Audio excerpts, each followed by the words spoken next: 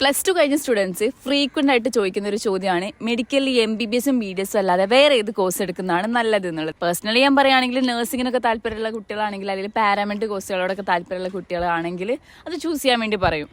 പക്ഷേ government medical കോളേജിൽ ഈ LBS പറഞ്ഞ സൈറ്റിലാണ് നമ്മൾ പ്ലസ് 2 മാർക്ക് വെച്ചിട്ടാണ് എൻറ്റർ ചെയ്യുക. എന്നിട്ട് അവരാണ് റാങ്ക് ലിസ്റ്റ് ഇട്ടിട്ട് നമുക്ക് അഡ്മിഷനൊക്കെ തരുന്നത്. പക്ഷെ കർണാടകയിലും തമിഴ്നാട്ടിലും കുറേ നല്ല കോളേജുകളുണ്ട് ഈ കോഴ്സുകളൊക്കെ അവൈലബിൾ ആക്കിയിട്ട്. പക്ഷെ അതിനെക്കുറിച്ചൊന്നും നമുക്ക് അധികം ഡീറ്റെയിൽസ് ഒന്നും അറിയാമല്ലേ.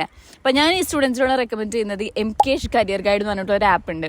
അതിൽ സൗത്ത് ഇന്ത്യയിലുള്ള ഇപ്പോൾ കർണാടക ആണെങ്കിലും തമിഴ്നാടാണെങ്കിലും പിന്നെ നമ്മുടെ കേരളത്തിൽ പിന്നെ കുറച്ച് സൗത്ത് ഇന്ത്യയിലേക്ക് വരുന്ന കോളേജസ് ഒക്കെ അതിലും ബെസ്റ്റ് ആയിട്ടുള്ള കോളേജുകൾ ഏതൊക്കെയാണ്, അവിടെ പാരാമെഡ് മെഡിക്കൽ കോഴ്സസ് അല്ലെങ്കിൽ ഹോമിയോപ്പതിയുള്ള കോഴ്സുകളുണ്ട്.